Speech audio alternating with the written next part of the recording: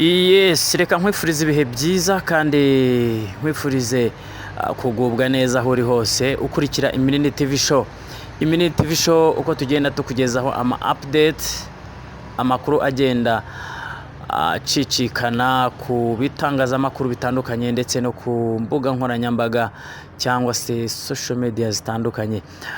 Amakuru rero atugezeho nonaha hari video iri kugenda icicikana hirya no hino yaciye ibintu ku mbuga nkoranyambaga y'umutwe wa M23 ubwo wagiye ugaragaza intwaro cyangwa se imbunda zikomeye yagiye yambura cyangwa se yagiye yaka FARDC ingabo za Kongo.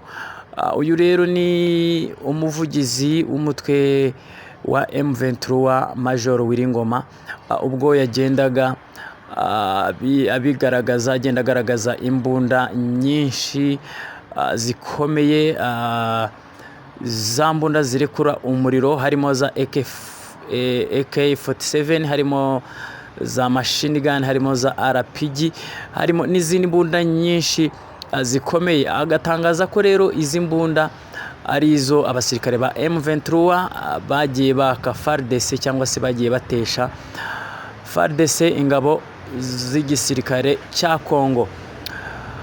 Rero nkuko byagiye bisakara ndetse bigenda bivugwa hirya no hino, reka tubyumve mu makuru arambuye. Iyi ni Iminini TV show. Reka tugushimire wowe wamaze gukora subscribe hano kuri channel. Nawe utarakora subscribe reka urebe munsi y'iyi video cyangwa se munsi y'iyi foto, hanyuma ukande ijambo ritukura ryanditseho subscribe, ukande like, ukore share ndetse uduhe cyangwa se twandikire muri comment. Ngendi Augustine nkuko bisanzwe, reka dukurikire twumve.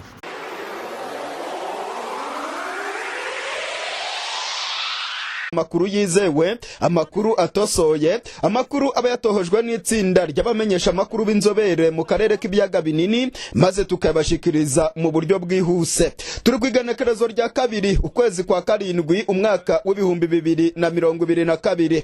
Igisirikare cya M23 kimaze gutangaza amasanamu akomeye cyane yerekana ibitwaro bafatiye ku rugamba, mu gihe imirwano yari ikomeye cyane mu duce twa Rucuru ndetse hariya muri za Canzu na Runyoni. Igisirikare cya M23 cyagiye gifata ibitwaro biremereye cyane kibyambura igisirikare cya Kongo mu mirwano ikomeye cyane yabereye hariya muri Rumangabo. Naho narabibabwiye kwigenekerezo rya mbere uku kwezi kwa karindwi ku gisirikare cya M23 cyafashe ibitwaro bikomeye cyane by'igisirikare cya Kongo. Mu masanamu yivugira ndetse aho umuvugizi wa M23 Major Wiringoma yerekanye ku mugaragaro ibitwaro bambuye igisirikare cya Kongo, mugiye kwibonera ibitwaro ndetse n'amajambo akomeye cyane ya Wiringoma avuga ko igisirikare cya Kongo bakomeje kugenda bagikubita ahababaza ndetse ibitwaro byinshi bikaba byarafatiwe ku rugamba. Major Wiringoma yishikiye ku rubuga rw'imirwano aho yahuye n'abakomanda barongoye urugamba rwa M23 maze bakerekana ibitwaro byose byafashwe na M23 ku rugamba. Nimwirabire namwe ivyabereye ku rugamba nuko Major Wiringoma avyerekana ibitwaro byafashwe n'aba barwanyi ba M23. Ok, comme vous le savez, le Major Wiringoma, porte-parole de l'armée révolutionnaire congolaise. Nous sommes le 1er juillet 2021. Donc, j'ai fait la descente sur le terrain. Ok, nkuko mubizi ni Major Wiringoma umuvugizi w'igisirikare giharanira impinduramatwara muri Kongo. Turi kwigenekerezo rya mbere ukwezi kwa karindwi umwaka w'ibihumbi 2022. Donc namanutse kuri tere ku rubuga rw'imirwano naje kwirebera umukomanda numva bavuga ahantu hose ngo hari ibihugu bidufasha sinzi niba ari Swaziland niba ari Burkina Faso cyangwa se Maria Goita naje kwirebera umukomanda hano wafashe ibitwaro ku rugamba ntabwo nzi gusobanura byinshi arabibiyerekera mon komanda twaje kubareba turabona mufite ibitwaro by'urugamba mwafashe igisirikare cya M23 cyarabifashe ndabona ni ibitwaro bitandukanye bibasobanurire mu majambo makeya nge ntago ndi buvuge bibasobanurire babirebe isi yose iri kutureba ibi ni ibibombe ibi ni bya Morutier twagiye tubifata muri za Rucuru ibirindi twabifashe muri Canzu izi ngizi ni za Morutier ibi ngibi twabifashe muri Bunagana FARDC niyo yabijugunye ibi ngibi twabifashe mu mirwano yamaze iminsi 3 ibi twabifashe muri Kabindi okay RPG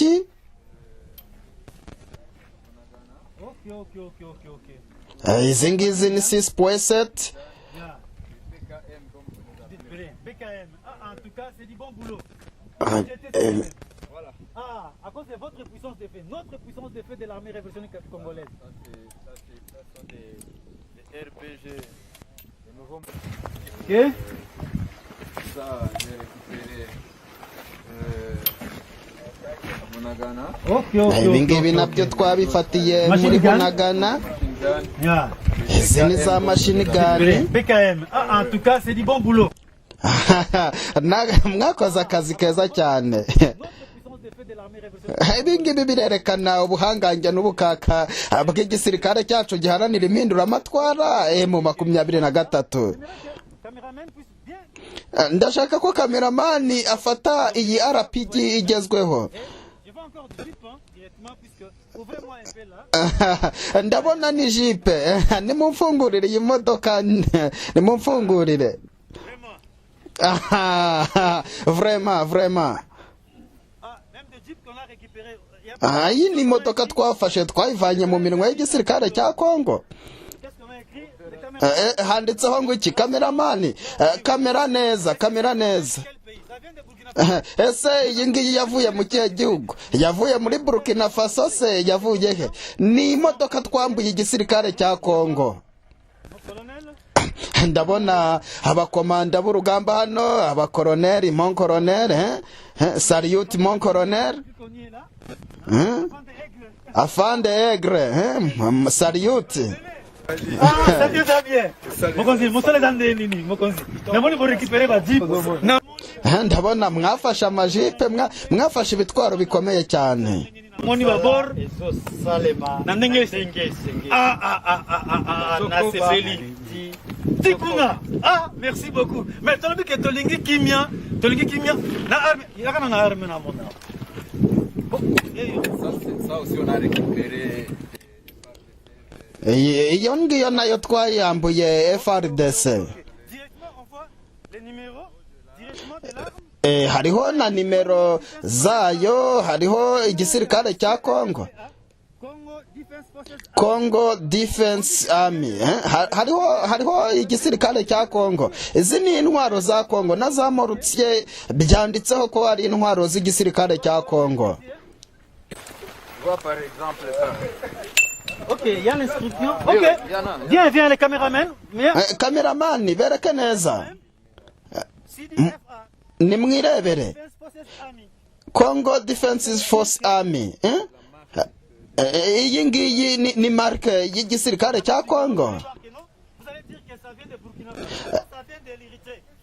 Muraza kuvuga ngo byavuye muri Burkina Faso byavuye muri Eritrea ibi byose nibyo twafatiye ku rugamba twabyambuye FARDC komanda urababwira iki? Turakomeza kwirinda. Inshuti zacu bo muri FARDC ntabwo dukunda intambara, twe dushaka amahoro, ariko nimudushozaho intambara nta kundi tuzarwana intambara. Murakoze cyane mon komanda. Atukantema tunasema sisi hatupendi vita, tunapenda amani. Tunapenda amani, FARDC bandugu yetu, tunapenda amani. Kama tunapenda vita tutajilinda. Ilikuwa hiyo kabisa, merci. Okay, merci beaucoup mon commandant. Igisirikare cya Kongo gikomeje gukubitwa inshuro n'abarwanyi ba M23, ariko igisirikare cya Kongo ntabwo gishaka kwemera ko cyatsinzwe, ahubwo gikomeje kugaba ibitero by'indege mu duce twa Rubare, aho aba barwanyi ba M23 barimo kugenda berekeza ku muhanda Goma Rucuru. Amakuru aravuga ko muri aka gatondo ko kwigenekerezo rya kabiri imirwano ikomeye cyane mu gace ka Rubare, aho inyeshyamba za M23 zirimo guhangana n'ibitero bikomeye cyane vy'indege za MONUSCO ndetse n'indege za FARDC, aho iki gisirikare cya M23 kirimo gushaka kwerekeza ku muhanda Goma Rucuru. Imirwano irakomeye cyane rero, biravugwa ko za kajugujugu zirimo kurekura urufaya rw'amasase ndetse n'amabombe. Igisirikare cya M23 kikavuga ko ibintu nibikomeza kuba bibi cyane kiribuze gukoresha ibitwaro vyacyo bihanura indege, maze izi kajugujugu zigahanurwa.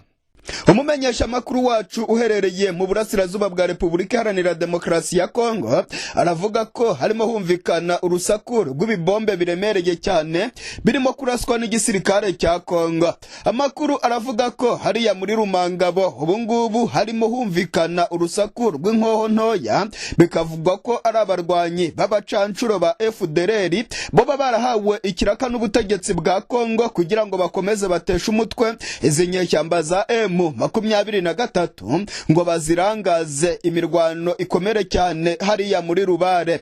Amakuru rero aravuga ko inyeshyamba za M23 zirimo gukontrola neza ikigo cya gisirikare cya Rumangabo, ndetse n'umujyi wa Rumangabo ukaba wamaze kugwa mu maboko y'izi nyeshyamba za M23. Gusa hari aba FDLR bake cyane bakomeje kurasa kuri izi nyeshyamba za M23. Amakuru aravuga ko izi nyeshyamba za M23 zikirimo gukora ibikorwa byo gusukura umujyi wa Rumangabo, kuwuvanamo ibisase byoba byaratezwe n'abasirikare ba Kongo, ndetse no kuraba ko nta mwanzi waba yihishemo. Amakuru aravuga ko abarwanyi ba FDLR bazakomeza kurasa kuri uyu mujyi wa Rumangabo, nubwo ngo ibintu byabataye kuwa amazi, ariko ngo bazakomeza guhanyanyaza bakomeze kurwana n'izi nyeshyamba, nubwo inyeshyamba zabirukankanye bagataba komoka bakirukanka. Amakuru aravuga ko bakomeje kugenda batera udusase muri uriya mujyi wa Rumangabo. Umumenyesha makuru wacu uherereye mu burasirazuba bwa Kongo arabona neza ko izi nyeshyamba za M23 zifite ingufu ndetse n'imirwanire ihambaye, ndetse ngo izi nyeshyamba za M23 bidatinze ziraza gufata umuhanda nimero 2 hariya mu burasirazuba bwa Kongo. Amakuru rero aravuga ko igisirikare cya Kongo ubungubu kirimo gukora ibishoboka byose ngo kihutishe umugambi wo kurungika abasirikare bo muri EAC mu burasirazuba bwa Kongo, ngo abakomando kabuhariwe bazava muri EAC nibo bashobora kuza guhangana n'aba barwanyi ba M23. Kinshasa uko bakekaga M23 ntabwo ariko bayisanze, bari bazi ko ari utunyeshyamba turaho duciriritse bafite imirwanire ya gerira, imirwanire ya kinyeshyamba itagezweho, ariko batunguwe cyane n'imirwanire ihambaye cyane kandi igezweho, imirwanire ifite gahunda. Bakabona neza ko igisirikare cya M23 kirimo kwitwara nk'igisirikare cy'ikinyamwuga cyatojwe kandi gifite imyimenyerezo ihambaye cyane.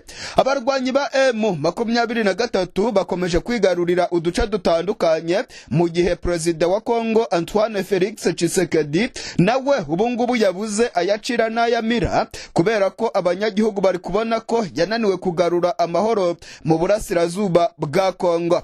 Umutwe wa M23 wamaze gusohora itangazo uvuga ko wishimiye cyane umuhate ndetse n'umurava w'umuryango w'abibumbye mu gukemura ibibazo bya Kongo, ariko nanone M23 ikavuga ko mu majambo ya Madamu Bintou Keita, intumwa yihariye ya Secretary General wa Loni muri Kongo, hatumvikanyemo kwamagana imitwe yitwaje ibirwanisho ikomeje gukorana n'ubutegetsi bwa Kongo, imitwe ikomeje kugenda yica abasivile cyane cyane abo mu bwoko bw'abatutsi mu burasirazuba bwa Kongo. M23 ivuga ko yamagana amajambo ya Bintou Keita yo kuvuga ko M23 ikora ivyaha byo guhonyanga agateka kazina muntu. M23 ikavuga ko ibi byose bikorwa na FARDC n'abarwanyi ba Nyatura, FDLR, abamayimayi ndetse na za Rudurunana bakomeje gukorana n'igisirikare cya Kongo. M23 ivuga ko ibibazo biri muri Kongo bizakemurwa ari uko habayeho ibiganiro vy'amahoro, naho ubundi ngo ibintu bizakomeza kuba bibi cyane. Abanyagihugu barimo baricwa ndetse ngo hari umwuka wa genocide irimo gukorerwa abo mu bwoko bw'abatutsi bo mu burasirazuba bwa Kongo, abagirizwa ngo kuvuga ururimi rw'ikinyarwanda ndetse bikavugwa ko ngo bashyigikiye aba barwanyi ba M23.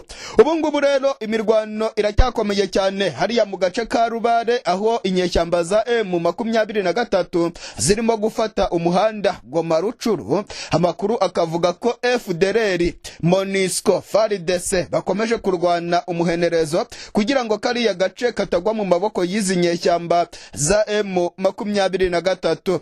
M23 ikomeje kurwaza isereri ndetse no gutesha umutwe Antoine Felix Tshisekedi. Ubungubu arabona ko ibintu bikomeye cyane, abanyapolitike bagiye bamugira inama yo kumvikana n'izi nyeshyamba ndetse ibintu bigakemurwa mu buryo bw'amahoro, ariko yarabyanze atangaza ko ari umutwe w'iterabwoba adashobora kuganira nabo. M23 ikomeje gutuma Perezida Tshisekedi arota inzozi mbi, kuko uko bukeye uko bwije arumva inkuru y'incamugongo ko M23 yigaruriye kandi gace, ko M23 yirukankanye FARDC, ko M23 yarasiye abasirikare ba Kongo ku rugamba. Nubwo bimeze gutyo rero, M23 ikaba ikomeje kugenda ibakubita ku rugamba. Irementanya ry'ubutegetsi bwa Kongo na FARDC byo birakomeje. Hari amakuru arimo gukwiragira ku mbuga ngurukana bumenyi za bamwe mu bamenyesha amakuru bakomeye muri Repubulika Iharanira Demokarasi ya Kongo. Inkuru zirimo gukwiragizwa na bamwe mu banyapolitike bakomeye muri Kongo, inkuru zivuga ko abarwanyi 27 ba M23 barasiwe mu mirwano bagahita bapfa, ndetse ngo hari intwaro zo mu bwoko bwa AK47 zishika kuri 5 z'aba barwanyi ba M23 zafashwe, ndetse ngo hari RPG 7 zafatiwe muri iyi mirwano ubwo aba barwanyi bari barimo bahangana n'igisirikare cya Kongo mu rusisiro rwa Ntamugenga. Amakuru rero akomeje gukwiragira ku mbuga ngurukana bumenyi, ndetse abakongomani benshi barimo baravuga ko inyeshyamba za M23 zakubiswe inshuro ndetse benshi bagapfa, ariko ndagira ngo mbamenyeshe ko aya makuru ari ikinyoma cyambaye ubusa. Uongo mtupu, irementanya. Ubutegetsi bwa Kongo bwagiye bukunda gutangaza aya makuru y'irementanya, ndetse bugakoresha bamwe mu bamenyesha amakuru bazwi bakorera hariya Igoma no mu burasirazuba bwa Kongo, bagatangaza amakuru y'ikinyoma ku mirwano ya M23. Bijya gutangira batangaje ko General Makenga yitavye Imana, bidateye kabiri General Makenga arigaragaza hariya muri Bunagana, ndetse General Makenga avuga ko yaje gucungera umutekano w'abanyagihugu hariya mu burasirazuba bwa Kongo. Icyo kinyoma ntabwo cyaciye intege abarwanyi ba M23. Ubutegetsi bwa Kongo na FARDC bakomeje guhimba ibinyoma n'irementanya, bavuga ko uduce twa Ruvumu ndetse na Nkokwe twaguye mu maboko y'abasirikare ba FARDC ngo batwambuye aba barwanyi ba M23. Uwo ngo mutupu. Iki nacyo ni ikinyoma gikomeye cyane cyahimbwe na FARDC kugira ngo bereke abanyagihugu ko abarwanyi babo bakomeje guprogressa bigira imbere ku rugamba, ariko utu duce twose turacyari mu minwe y'inyeshyamba za M23. Ibyatangajwe n'igisirikare cya Kongo nta kintu na kimwe cy'ukuri kirimo. Ubu ngubu noneho nyuma y'intsinzi ikomeye cyane ya M23, M23 yirukankanye abasirikare ba Kongo. M23 yafashe ibitwaro by'igisirikare cya Kongo. M23 yamaze gufata ikigo cya gisirikare cya Rumangabo. M23 yamaze gufata umujyi wa Rumangabo. Ubu noneho igikurikiyeho ni irementanya rikomeye cyane ry'ubutegetsi bwa Kongo, aho ku mbuga ngurukana bumenyi cyane cyane Twitter na Facebook barimo kuvuga ko abarwanyi bashika kuri 27 ba M23 biciwe mu mirwano ikomeye cyane yabereye muri Ntamugenga. Bwa mbere aya makuru ajya gukwiragira yakwiragijwe kuri Twitter n'uwitwa Merveille Kiro ukunda kwiyita mwami, akaba akorera Digital Congo hariya Igoma. Uyu mumenyesha makuru rero niwe watangaje ko abarwanyi 27 ba M23 bishwe n'igisirikare cya Congo, intwaro 5 zo mu bwoko bwa AK47 zigafatwa, ndetse ngo hakaba hanafashwe imiti myinshi cyane. Noneho akarenga akavuga ko ngo ibi byose byari byanditsweho igisirikare cy'u Rwanda. Mu makuru y'ikinyoma rero arimo gutangazwa na Merveille Kiro wiyita mwami, haravuga ko ngo iyi miti yafashwe yari yanditseho RDF, ndetse ngo n'ibikoresho byafatanywe aba barwanyi byari byanditseho RDF. Ibi ngibi rero ni ikinyoma gikomeye ndetse n'iharabika ryatangijwe n'ubutegetsi bwa Kongo iyo babonye urugamba rukomeye cyane abarwanyi ba M23 barimo kwigarurira uduce dutandukanye. Batangura kuvuga ko bafasha abarwanyi bakanafata n'ibikoresho, bakavuga ko ibyo bikoresho byari byanditseho igisirikare cy'u Rwanda. Uwongwa mutupu, irementanya, amakuru atariyo ndetse ikinyoma gihambaye. Nyuma y'ikimwaro ndetse n'intsinzwi ikomeye cyane abasirikare ba Kongo bagakubitwa, noneho barimo gutangaza ikinyoma cyambaye ubusa, bakavuga ko iyi mirwano yabereye hariya muri Ntamugenga. Ndagira ngo mbamenyeshe ko amakuru yizewe dufite ari uko hariya muri Ntamugenga igisirikare cya M23 aricyo kihakontrola, ndetse nta mirwano yabereye muri Ntamugenga kuva ku igenekerezo rya 30, kuko kariya gace ka Ntamugenga kose kari karamaze gufatwa n'inyeshyamba za M23.